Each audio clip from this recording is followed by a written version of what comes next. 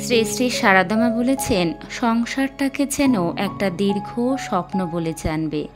যতক্ষণ আছে ব্যবহারিকভাবে সত্য জেনে নিজের কর্তব্য করে যাও, কিন্তু এটাও ধারণা রাখবে যে ত্রিকালে সত্য নিত্যবস্তু এক ভগবানই, যাকে লাভ না করা পর্যন্ত চরম সুখ, শান্তি, মুক্তি নেই।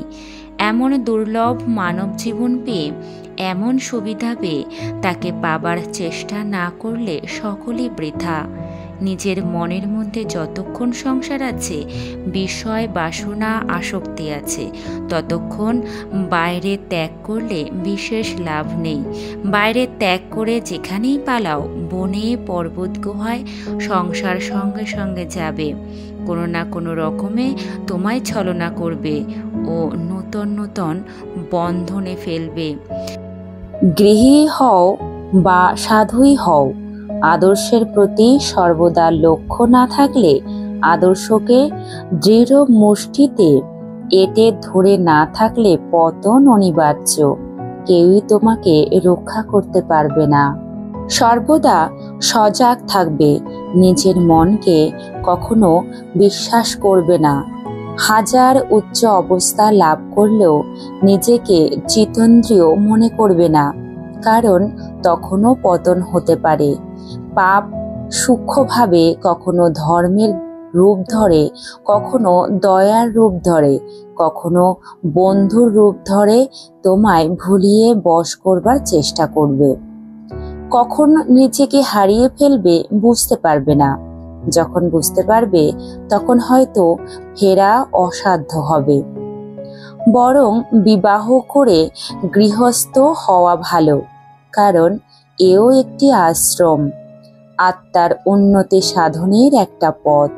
কিন্তু ব্রহ্মচারী বা সন্ন্যাসী কাম কাঞ্চনের দাস হলে ইহকাল পরকাল হতে ভ্রষ্ট হয়। সংসার ত্যাগীরা ও বিধবারা জ্ঞানত অখণ্ড ব্রহ্মচর্য পালন করবে। তাতে অশক্ত হলে বিবাহ করা ধর্ম অনুমোদিত, নিজের ও পরের কল্যাণের জন্যে। সেন্ট পল বাইবেলে বলেছেন, কামাগ্নিতে দগ্ধ হওয়ার চেয়ে বরং বিবাহ করা ভালো। পুরুষ বা স্ত্রী প্রত্যেকেরই কোনো না কোনো অর্থকরী বিদ্যা বা শিল্পাদি শিক্ষা করা একান্ত দরকার, যার দ্বারা নিজে স্বাধীনভাবে খেটে খুঁটে জীবিকা নির্বাহ করতে পারে। পরবশ হওয়া মহা দুঃখকর, জীবনকে দুর্বহ করে দেয়।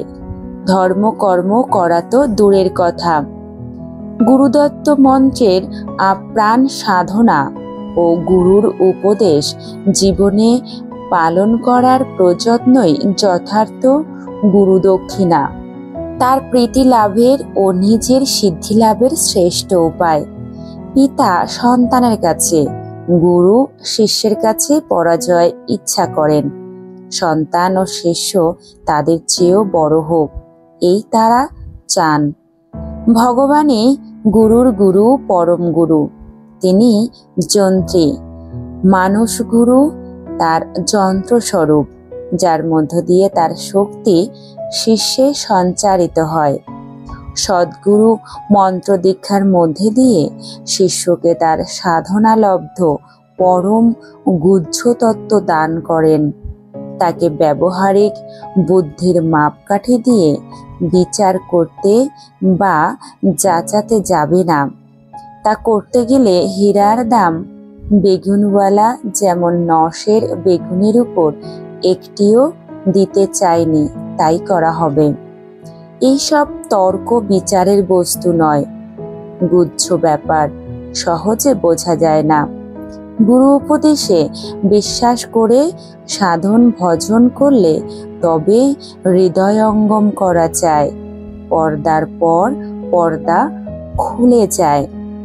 প্রত্যহ অন্তত কিছুক্ষণের জন্যে বসো, ধ্যান জপ করো। সময় অভাব না আন্তরিকতার অভাব? সব কাজ করবার সময় মেলে বা সময় করে নাও, হাজার তুচ্ছ কাজ হোক না। আর 1-8 ঘন্টা জপ ধ্যান করবার সময় পাও না? তৃষ্ণার জন্যে যেমন জলের, ক্ষুধার জন্যে যেমন আহারের, বাঁচবার জন্যে যেমন বায়ুর প্রয়োজন, পরমার্থ বস্তু লাভের জন্য তেমনি জপ ধ্যান প্রার্থনা ক্রিয়াদির বিশেষ প্রয়োজন। ভগবান লাভের জন্যে অভাববোধ জাগাতে হবে। প্রত্যহ ক্রিয়াদির অভ্যাস দ্বারা তা ক্রমশ আসবে, তাতে শক্তি সঞ্চয় হবে।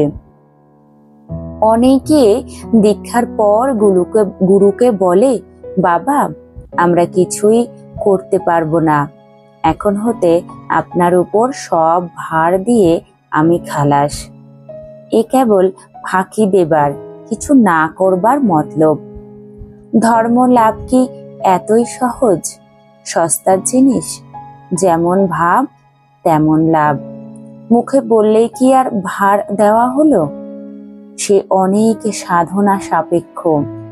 নিজের অহংকে বলি দিয়ে সম্পূর্ণভাবে আত্মসমর্পণ করতে হয়। 2 পয়সা রোজগারের জন্য দিন রাত টো করে ঘুরতে পারো, আহার নিদ্রা ত্যাগ করে খাটতে পারো, আর জ্ঞান ভক্তি লাভের বেলায় আমরা কিছু করতে পারবো না। বেশ মজার কথা তো। দিনের পর দিন, মাসের পর মাস, বৎসরের পর বৎসর ধরে কায় মনোবাক্যে যথাসাধ্য উপাসনা করলে তবে বস্তু লাভ হয়। মুক্তির অন্য পন্থা নেই। কেউ কারো পাপের ভার নিতে পারে না, গুরুও নয়। মন্ত্র দীক্ষা দিয়ে গুরু তোমার সমস্ত পাপের ভার নিজের ঘাড়ে নিলেন মনে করা মহাভ্রম। এক ভগবানের অবতাররাই তা পারেন ও নেন, কারণ তারা অহেতুক কৃপা সিন্ধু। পাপী তাপী উদ্ধারের জন্যই তারা আসেন।